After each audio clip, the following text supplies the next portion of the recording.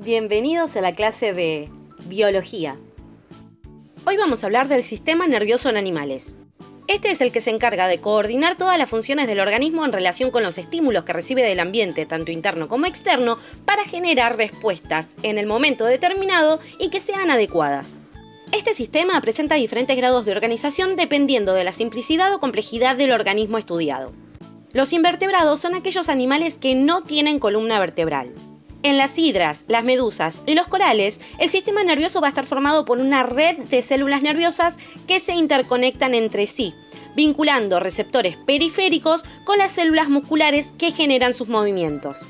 Aunque en estos animales no haya centros nerviosos que puedan asociarse a un procesamiento central de la información externa, esta organización sencilla en forma de red va a asegurar que las respuestas sean adecuadas a los estímulos que percibe el animal. En los animales radiados, como las estrellas y los erizos de mar, ya comenzamos a observar un proceso de centralización. Las células nerviosas se agrupan para conformar nervios que se van a concentrar formando un anillo nervioso en el eje dorsoventral, y los cuerpos de estas células se van a agrupar en ganglios o nervios radiales que corresponden a cada sección circular de su cuerpo, en concordancia con las estructuras locomotoras, que en este caso serían los bracitos de la estrella. En los platelmintos, que son gusanos planos, como por ejemplo la planaria en este caso, el sistema nervioso es más complejo. En la región anterior, o cabeza, hay un ensanchamiento que coincide con la ubicación de los órganos receptores principales y con el sentido de desplazamiento de este animal. Es en esta zona donde comienza a observarse un proceso de cefalización, esto es, a concentrarse estructuras ganglionares para formar un ganglio cefálico, del cual van a salir dos cordones nerviosos que conectan toda la región posterior. Por otro lado, los pulpos y los calamares muestran un alto grado de cefalización, y su sistema nervioso está organizado en relación directa con esta cualidad. Poseen un encéfalo bien desarrollado en la región anterior, nervios tentaculares en los tentáculos y prolongaciones nerviosas que recorren el manto. Los ojos de los pulpos, similares a los nuestros, su amplio sentido del olfato, la capacidad de mimetizarse con el medio y su modo de locomoción permiten que estos animales desarrollen comportamientos complejos y una alta capacidad de aprendizaje. El resto de los moluscos, ya sea por su modo de vida sésil, como las almejas y los mejillones, o por su escasa movilidad, como los caracoles y las babosas, presentan una menor cefalización y sistemas de conexión a los órganos de los sentidos relativamente simples. En los artrópodos, como los insectos, los arácnidos, los miriápodos y los crustáceos, entre otros, el sistema nervioso está representado por un par de ganglios anteriores que funcionan a modo de encéfalo, y un doble cordón nervioso ventral con ganglios y ramificaciones en cada segmento del cuerpo, observándose una gran organización de su sistema nervioso. Pasemos a los vertebrados, que son aquellos animales que tienen columna vertebral. En todos estos organismos, desde los más chiquitos hasta los más grandes, el sistema nervioso central se organiza de la misma forma. El sistema nervioso central, compuesto por el encéfalo que se aloja en el interior del cráneo y por la médula espinal, protegida por las vértebras que forman la columna vertebral, y el sistema nervioso periférico, constituido por nervios que conectan el sistema nervioso central con los demás órganos corporales.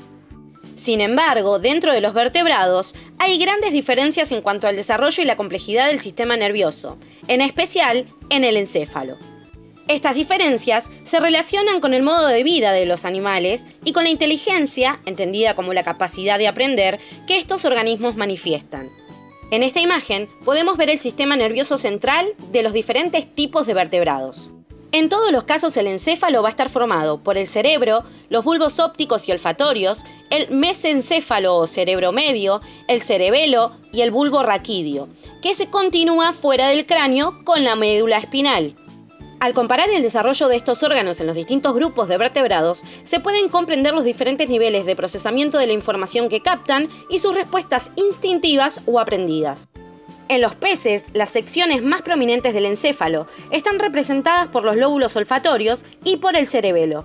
Esto se asocia directamente con la prioridad que las informaciones olfativas y gustativas tienen para estos animales y con la coordinación de la natación como modo de desplazamiento. En los anfibios y en los reptiles se mantiene el predominio de los lóbulos olfatorios y el resto de los órganos encefálicos alcanzan un desarrollo similar entre sí. En las aves, la porción encefálica más desarrollada es el cerebelo. ¿Por qué?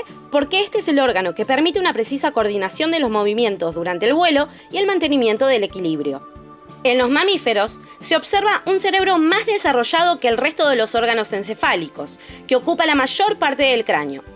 Este aumento en el tamaño del cerebro corresponde con la inteligencia y con la capacidad de aprendizaje que estos vertebrados van a tener. Al comenzar el video dijimos que el sistema nervioso se encarga de coordinar todas las funciones del cuerpo al recibir los estímulos del medio y generar respuestas acordes. Relacionemos esto con el modelo estímulo-procesamiento-respuesta. En este caso, Bart ve que se acerca un tigre. Los receptores van a ser los órganos del sentido de la vista y el estímulo ver al tigre. Esta información va a ser conducida a centros de integración ubicados en diferentes partes del cerebro. La información sensorial, ver al tigre, es integrada por la información del estado interno como la información almacenada a partir de experiencias previas. Él sabe que los tigres pueden matar y tiene que huir. Este proceso finaliza con la toma de una decisión que se transmite hacia los centros motores que generan una respuesta.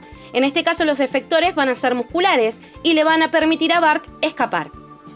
Los órganos del sistema nervioso están formados por dos grupos de células especializadas. Estas son la glía o células gliales y las neuronas. Las células neuronales o neuronas tienen la capacidad de recibir y decodificar información en forma de señales eléctricas y químicas, transmitiéndolas a otras células. Esto es gracias a su estructura. Analicemos. Estas células son eucariotas, por lo tanto tienen núcleo en cuyo interior se almacena el material genético de la célula. Las dendritas son extensiones de la membrana plasmática que se especializan en recibir información, la cual va a ser transmitida e integrada por el soma o cuerpo celular. Es en esta región donde las señales son transformadas en impulsos nerviosos. El cono axónico es la región que conecta el soma con el axón. En este lugar es donde se inicia el potencial de acción en forma de onda de descarga eléctrica. El axón es una prolongación de la membrana de la célula y por él va a transmitirse todo el impulso nervioso. En su extremo se encuentran las terminales axónicas o terminales sinápticas. Son estas las que se conectan con las dendritas de otras neuronas para formar la sinapsis o con otras células musculares o glandulares, las cuales van a recibir el impulso nervioso. En el extremo de cada terminal sináptica hay un botón sináptico que contiene neurotransmisores que se van a liberar al espacio o hendidura sináptica para ser captados por las dendritas de las otras neuronas. Estos son el puente químico encargado de transmitir el impulso nervioso desde la neurona presináptica a la neurona postsináptica. Las vainas de mielina son estructuras de múltiples capas formadas por la membrana plasmática de las células de Schwann, que son gliales y ahora las vamos a estudiar. Estas rodean con su citoplasma a los axones. La función es proteger a la neurona y además aumentar la velocidad de transmisión del impulso nervioso a largas distancias gracias a su efecto aislante. En el axón y entre las vainas de mielina hay espacios o segmentos sin mielinizar, que permiten la interacción del espacio extracelular e intracelular del mismo para la excitación eléctrica. Estos espacios son llamados nódulos de Rambier. Existen diversos tipos de neurona y por ello diferentes maneras de clasificarla. Veamos. Según la transmisión del impulso nervioso, podemos encontrar neuronas presinápticas y postsinápticas. Si tomo como ejemplo dos neuronas, la primera es la presináptica, que contiene el neurotransmisor que va a ser liberado al espacio sináptico para que pase a la siguiente neurona. La neurona postsináptica, por ende, es la que recibe el neurotransmisor. Según la función en el sistema nervioso central, encontramos a las neuronas sensoriales que envían la información recibida desde los receptores sensoriales al sistema nervioso central. Las neuronas motoras que envían la información desde el sistema nervioso central a los músculos esqueléticos para efectuar movimiento o a los músculos lisos de los órganos internos.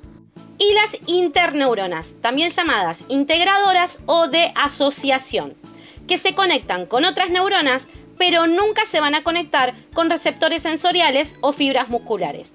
Estas se encargan de realizar funciones más complejas y actúan en los actos reflejos.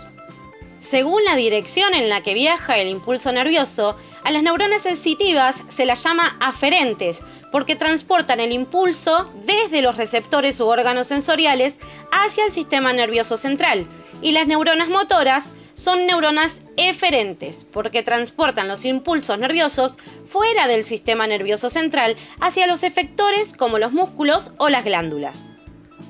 Veamos un ejemplo. Una persona se pincha el dedo con un alfiler. En el dedo tenemos receptores y estos están asociados a neuronas.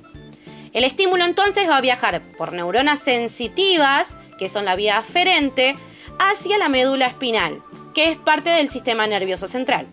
Es allí donde se va a procesar este estímulo y la información va a recorrer una neurona motora, que es una vía eferente. En este caso, va a ir hacia los efectores musculares para que se produzca la respuesta de sacar el dedo del alfiler. También podemos clasificarlas por su morfología externa y la cantidad de prolongaciones que tiene la neurona. Una neurona unipolar tiene una sola prolongación de doble sentido que sale del soma, que actúa a la vez como dendrita y como axón, de entrada y de salida. Suelen ser neuronas sensoriales, es decir, aferentes. Las neuronas bipolares tienen dos extensiones o prolongaciones de citoplasma que salen del soma. Una actúa como una dendrita, de entrada de información, y la otra actúa como axón, que es la parte de salida de la información. Suelen localizarse en la retina, la cóclea, el vestíbulo y la mucosa olfatoria. Las neuronas multipolares son las más abundantes en el cerebro y en la médula espinal, o sea, en el sistema nervioso central. Estas tienen muchísimas dendritas, pero un solo axón. Y las neuronas piramidales, que tienen forma triangular o de pino. Estas se ubican en la corteza cerebral, el hipocampo y el cuerpo amigdalino. Mientras más dendritas tenga una neurona, más información proveniente de otras miles de neuronas va a poder recibir. Estas se llaman a su vez integrativas, porque integran señales distintas provenientes de distintas neuronas. Pasemos al segundo tipo de neuronas que componen el sistema nervioso. Estas son células gliales o neuroglía. Son mucho más pequeñas que las neuronas, pero hay en más cantidad. Estas células no van a transmitir el impulso nervioso, van a cumplir otras funciones, como darle sostén a las neuronas y hacer que el sistema nervioso tenga consistencia, aislarlas mediante la formación de las vainas de mielina, formar una barrera hematoencefálica que las defienden de la entrada de sustancias tóxicas y las van a nutrir. Esto es fundamental para mantener a las neuronas en las condiciones óptimas que aseguren su supervivencia, lo que es muy importante ya que las neuronas no pueden ser reemplazadas ni se regeneran. Vamos a encontrar 4 tipos de células gliales. 3 van a ser parte del sistema nervioso central, que es el encéfalo y la médula espinal, y otra va a formar parte del sistema nervioso periférico. Los astrocitos tienen forma estrellada, de ahí viene su nombre. Son más abundantes, grandes y con más prolongaciones.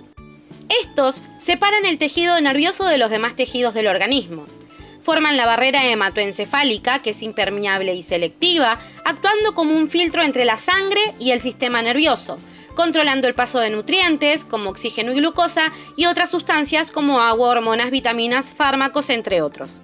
Regulan la sinapsis, absorbiendo parte de los neurotransmisores liberados y regulan la liberación o no de los mismos por parte de otras neuronas.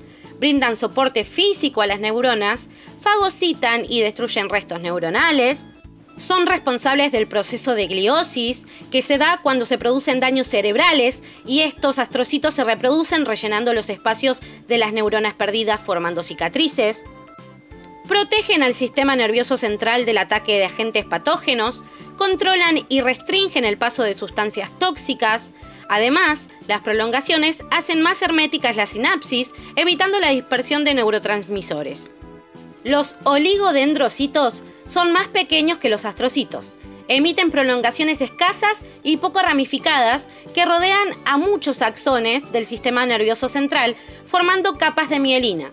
Esta vaina, formada en su mayor parte por sustancias lípidas, constituye un buen aislante que mejora considerablemente la velocidad de conducción de los impulsos nerviosos. La vaina de mielina no cubre totalmente el axón, ya que hay puntos en los que el axón queda al descubierto y, como vimos, se llaman nódulos de Rambier. La microglía son células pequeñas que se mueven entre las neuronas y otros tipos de glía. En situaciones normales, el número de células de microglía es pequeño, pero cuando se produce una lesión o inflamación en el tejido nervioso, estas células se activan, proliferan rápidamente y migran a la zona del daño, donde fagocitan y destruyen restos celulares y productos de desecho del tejido. Estos tres tipos de células gliales van a formar parte del sistema nervioso central. En el sistema nervioso periférico encontramos un solo tipo de células gliales, que son las células de Schwann. Estas tienen forma aplanada y realizan en el sistema nervioso periférico las mismas funciones que las otras células gliales en el sistema nervioso central. La principal función que tienen es formar la vaina de mielina alrededor de los axones del sistema nervioso periférico. Pero a diferencia de los oligodendrocitos, una célula de Schwann solo puede formar un segmento de mielina de un único axón. Esto es todo por hoy, les mando un abrazo enorme y nos vemos la próxima clase.